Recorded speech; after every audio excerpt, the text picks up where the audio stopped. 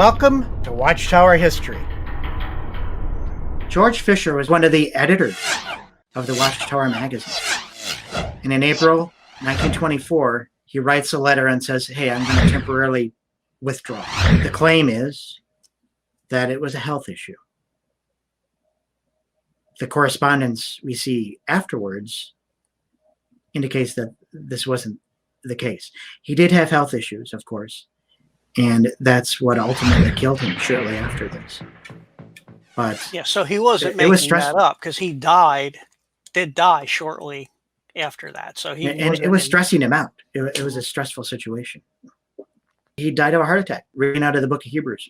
But there was also some disagreements between him and others at the society. And so he was just stepping out of the situation. And what was that stressful situation? Here in this April 27th, 1926 letter by Fisher, there's some accusations in here about Judge Rutherford and a threat to disfellowship him. I had this translated into English from a friend of mine that lives in Germany, so I had to make sure that it was absolutely correct. Penton's books, Jehovah's Witnesses in the Third Reich and Apocalypse Delayed, literally one paragraph. Mm-hmm. And they mentioned this document, but it's not in the book. Mm-hmm. I had never seen this document until a couple months ago. The writer of this pamphlet basically says, I can no longer hold my silence. Something's got to be said.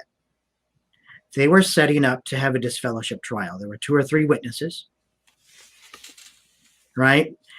And 2 or 3 witnesses means you went and talked directly to the person. The person didn't listen to you. Then you had 2 or 3 witnesses, and they still didn't want to listen to you. So they were going to have a church trial, right? Mm-hmm. And those 2 or 3 witnesses were going to support it. For clarification, for what Jeff's saying, back then that's how they did it. They didn't just you go to a bunch of elders and they seal your fate. Back then, if it wasn't agreed upon, the whole ecclesia, as the whole congregation was involved, made it a point to determine so that no bias could take place. So either you had everybody behind you or not, and it's the whole, it's the sum of the whole, not just a few people, which is probably a good way to do it. Yeah, it's a good way to do it. Both sides could give their story, and the entire congregation could hear the evidence on both sides, and the entire congregation decides the outcome, not just 5 elders in a back room somewhere, and then they never tell anyone what happened. That isn't a scriptural proposition. Here in this April 27th letter by Fisher that's published here, it says, on the Wednesday evening before memorial, Brother J.F. Rutherford, accompanied by 2 elders and a sister, attended the Paris edition of the notorious show Artists and Models in L. Jolson's Winter Garden Theater on Broadway, New York. The chief attraction of this burlesque show is the exhibition of nude women on the stage. It is generally known as notoriously offensive against decency and public morals. So the March 25th, 1925 Golden Age has an article called Eruptions Elsewhere. They start talking about Fisher. And they say basically, well, but Brother Fisher has not been himself since the summer of 1922. That was at Cedar Point Convention, right? Suspicion and bitterness against Judge Rutherford have been increasingly apparent. Twice the editor has brought about reconciliation between these 2 great men and one-time devoted friends. On both occasions, the happy re-established relations were broken by Brother Fisher's own unwisdom. At length, a doctrinal difference manifested itself, and further reconciliation was impossible. The letter isn't a doctrine. Once again, it's somebody else's fault, and you're writing history the way you deemed it to be correct. It wasn't a doctrinal difference. Exactly, on top of it. Going to a burlesque is a doctrinal difference? That's quite an unusual response for the accusation that was made. Mm-hmm. A false flag, more or less is what a diversion, perhaps. Yeah. So in the May 4th, 1927 Golden Age, again it says, Hey, the charge in Fisher's letter is grossly false and libelous. He is dead, as you know. I have it from Judge Rutherford's own lips. He never saw L. Jolson in his life and doesn't know what he looks like. But he he's too wasn't busy. accused of going to see Al Jolson. The accusation wasn't going to see L. Jolson. So how did that even get in there? That's a really good question. I mean, the subject was totally breached. Yeah. He was brought on charges of going to see something indecent with women, and here they say he never saw Al Jolson. Well, again, he didn't go see Al Jolson. And as you said earlier, when these letters were written, there were more than one witness. There were two or more witnesses. He followed the protocol, and without being there, one of them's lying. And do you really want to write about somebody like this after they've died? Mm-hmm. They can no longer defend themselves. Mm-hmm. But everybody knew who L. Jolson was, especially if he lived in New York. Mm-hmm. I'd rather please you. All the Broadway shows, L. know. Jolson. The first talking motion picture, The Jazz Singer, was started with L. Jolson's voice.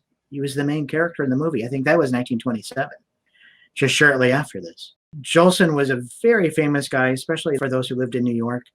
We'll add it for another discussion, but Rutherford liked the New York life. He was out and about town, and it was pretty well documented by Bible students because they didn't approve of him going out. His defense from what they were saying in the past was, well, he's got to be seen, make the society prominent and whatnot. But a lot of them didn't approve of what he was doing, and Russell certainly did not do that. Okay, why didn't the other two witnesses step forward? That's a really good question. So in this letter, so it's talking about Rutherford. He says, if my experience had shown me that Rutherford was sincere and truthful, I would have answered him more broadly. But he's not sincere and not truthful, for there's no use in answering his letter, as he would twist my letter as much as he did when he published my letter in a twisted manner in the Watchtower. I want to keep my mouth shut with a muzzle while the outlaw is in front of me. So that you are well informed, I will attach the names of the brothers to you. The facts are as follows. And that was a favorite Rutherford phrase, right? Brother Brackenberry was an elder of the Watchtower Bible and Tract Society in Providence, Rhode Island. Even though he was married and father of a son, he paid his attention to his sister Stone. This brother Brackenberry continued to maltreat his wife cruelly so that she divorced. After the divorce, this brother immediately wanted to marry Sister Stone, but fellow elder brother Whitford made him attentive to the prohibition of the Lord Jesus Christ in 1 Corinthians chapter 7. Brackenberry replied that no one had talked him into this private affair. So what did they do? Brother Whitford and a few brothers turned to President Rutherford. Now Rutherford issued a sharp letter against Whitford, asking him to apologize to Brackenberry before the whole assembly for mingling with foreign affairs. Of course, this was due to the command to the Lord of the Elder. So instead of following the scriptural advice, Rutherford told him to mind his own business. For his friend who he more or With less... the burlesque, yeah. So it's like getting permission from the Pope to absolve a marriage. Yeah. It's really what it kind of boiled down to when you think about it. Bethel Program Yates also became fed up with his wife, a sincere sister in Christ, and fell in love with a young sister, also divorced through the support of President Rutherford, and then married this young sister. Testimony: former elder of the New York Assembly, Brother Ostrander, and abandoned Sister Yate. Because of these and more serious incidents, which I could not tolerate, as director and editor appointed by Brother Russell, I was also hunted out of office and assembly by the president. And so this is Fisher writing. He knew of these cases where Rutherford wasn't following scriptural principle, and it was getting to the point where people were just afraid to combat him. Rutherford had complete control. And that's why I think the two witnesses didn't step forward after Fisher's death. Yeah, I was there, but I don't know for sure if that was him. It could have been an imposter, So, I mean, it is what it is. People do what they do, on their own. However, when you're the head of the organization, you don't just like absolve and dissolve and bless and go that route either.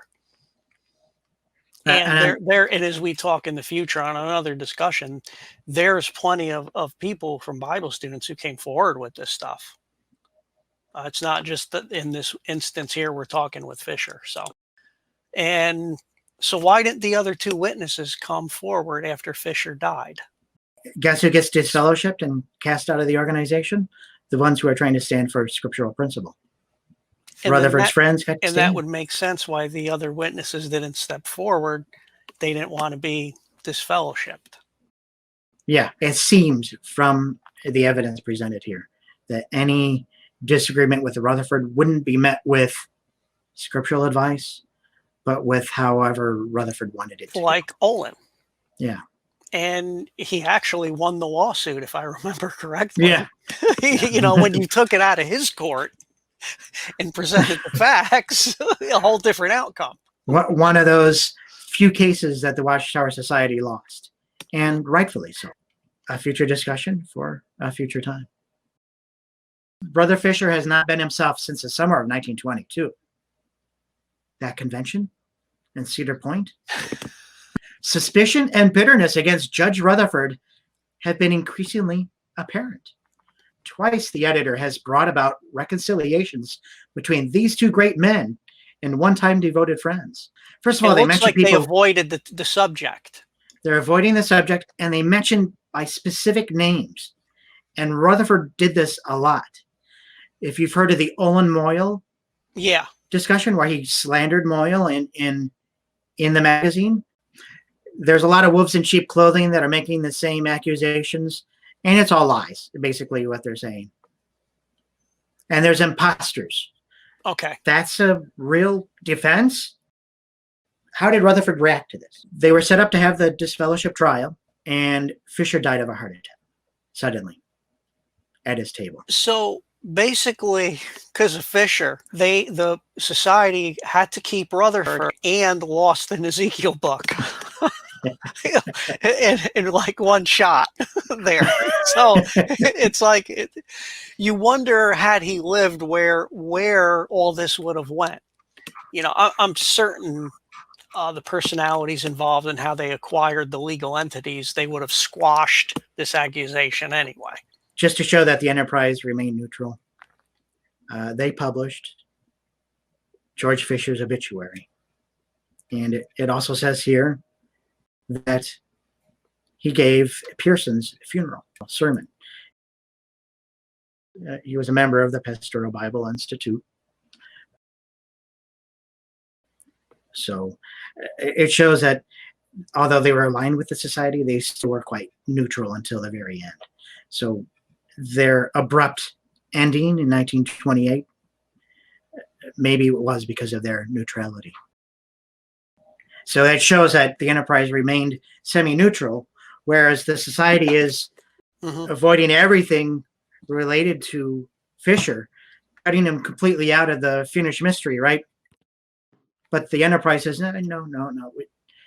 Here's the good stuff Fisher did, and this is how he died. And this letter was published more than once in English and in German, and it was spread around.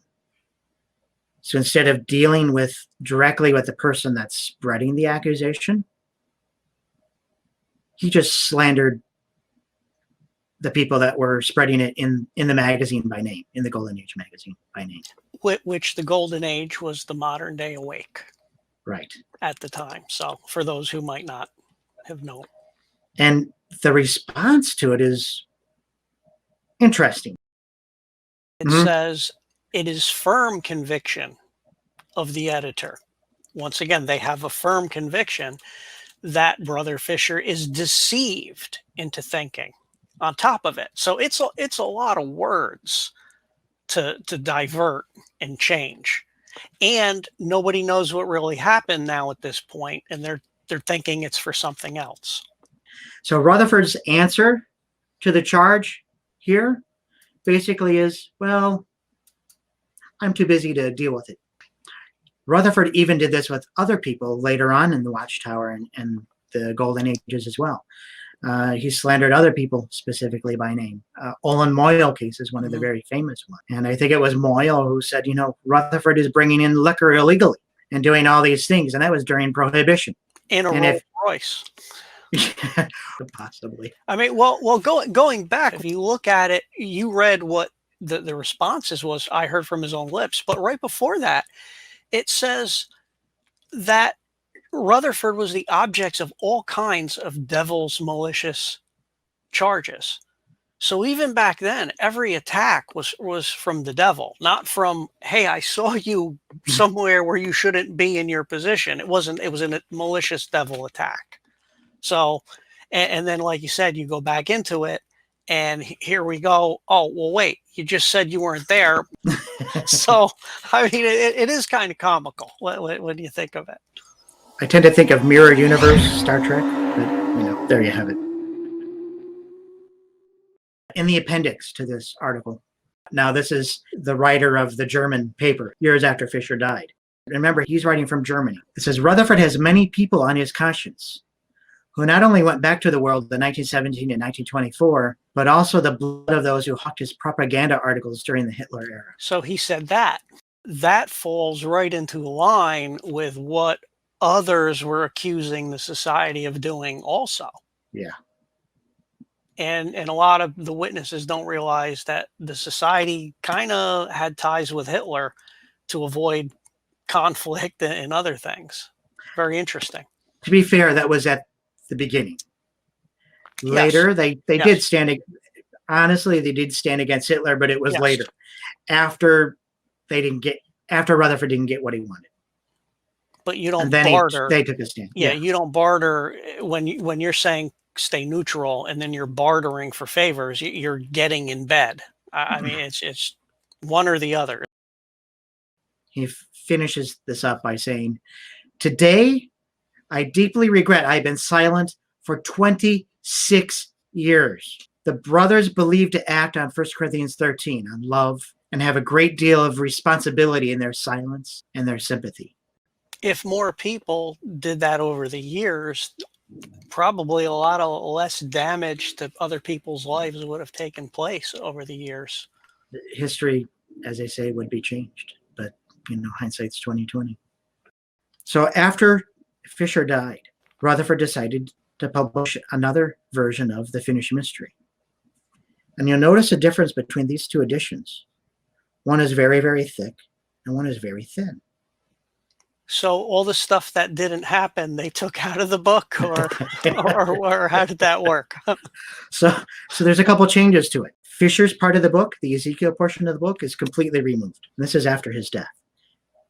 And I think it was in response to this disfellowship threat. So I think it was to spite him after he died. Now the irony of this all is he could have wrote a correct version of what Ezekiel interpretation was, and it got lost in history because they got mad at him for reporting something that he did. So it more or less, that's what it boils down to. That's quite a bit of a book to take out because you don't like someone or they change. I mean, it doesn't change what is true. If what he wrote was correct, I mean, they were willing to print it the first time. What happened the second time when they got mad at him? Did the light change by it? And I'm going to say it again, the comedy involved in it. Here it is. He did all this research. Did they ever, take anything from it? They trusted him enough to write it, and we're going to publish it. What are we not seeing from it, today? It would be interesting to see that stuff. Now, I have access to some letters, and that's going to be for a future discussion again on the Finnish mystery, where Rutherford and some of the editors are writing Woodworth and says to Fisher, hey, we don't understand any of this stuff. We're going to give this to you, and you handle this. There's questions about this subject, you handle that. Or, we're asking you to write a clarification on your Ezekiel portion of the book, and you'll see some articles in the early towers on that subject. Which leads to a whole other point. They could interpret any way they want Right. what they're doing. So it's like, me going to you, Jeff, write this book on Revelation, and I'm going to publish it as gospel for all the followers coming to us. It probably should have been a little more formal and thought out than that. I think it would have been better if they didn't demand that you had to agree with the book in order to be a teacher in the society or respected in the society. If they could have had some liberality. I heard some stories about how some of the Watchtower studies were conducted before Rutherford's era, where the idea was, hey, come to the meeting, bring your comments for and against the subject, and let it be discussed. What happened to the society from Rutherford's period on? Unity. That's a future discussion. Now, as stated earlier, Pearson officiated at Fisher's funeral. And remember, Pearson was a member of the Pastoral Bible Institute, one of those splinter groups from Watchtower. Sister Fisher, his wife, there's a convention she attended in 1938. And she's still living in Scranton, Pennsylvania, where he lived, or where they lived. And she says, I'm deeply grateful to the Heavenly Father to be able to come to the Pittsburgh Convention. So she left the society as well. I mean, look at how, even after her husband had died, how they were trying to slander his name still after death. Okay, wrap it up. What we found next is reminiscent of a governing body member like Ray Franz questioning one of the doctrinal foundations of the modern theology of Watchtower. And this was back in the 1920s.